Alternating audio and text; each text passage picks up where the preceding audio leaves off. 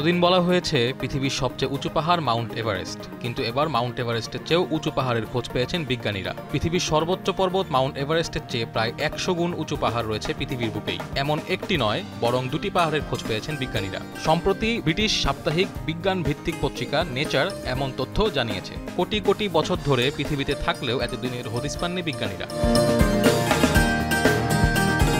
হদিস পাবেনি বা কি করে? পৃথিবীর ভূপৃষ্ঠে নয়, বরং এ পর্বত দুটি রয়েছে সমুদ্রতলে। আফ্রিকা মহাদেশ এবং প্রশান্ত মহাসাগরের সংযোগস্থলে পাশাপাশি রয়েছে বিরাট এই পর্বত দুটি। বিজ্ঞানীরা জানিয়েছে তাদের অনেক দিনেরই সন্দেহ ছিল সমুদ্রের তলে এ ধরনের পর্বত লুকিয়ে থাকতে পারে, যদিও হাতে ছিল না কোনো নির্দিষ্ট প্রমাণ। শেষ পর্যন্ত ভূমিকম্প ও সিসমিক শক ওয়েভের চরিত্র বিশ্লেষণ করে তারা এই সিদ্ধান্তে পৌঁছেছেন। অন্য এক গবেষণায় জানা গেছে পৃথিবীর কেন্দ্র ও ম্যান্টেলের সীমানায় দুটি দানবীয় কাঠামো রয়েছে। এই ধারণা করা হচ্ছে আফ্রিকা ও প্রশান্ত মহাসাগরের নিচে এই পর্বত দুটি অবস্থিত। বিজ্ঞানীদের তথ্য মতে পর্বত দুটির উচ্চতা প্রায় 1000 কিলোমিটার। অপরদিকে মাউন্ট এভারেস্টের উচ্চতা প্রায় 8.8 কিলোমিটার। সেই হিসাবে এই দুই পর্বতের উচ্চতা তার 100 গুণেরও বেশি।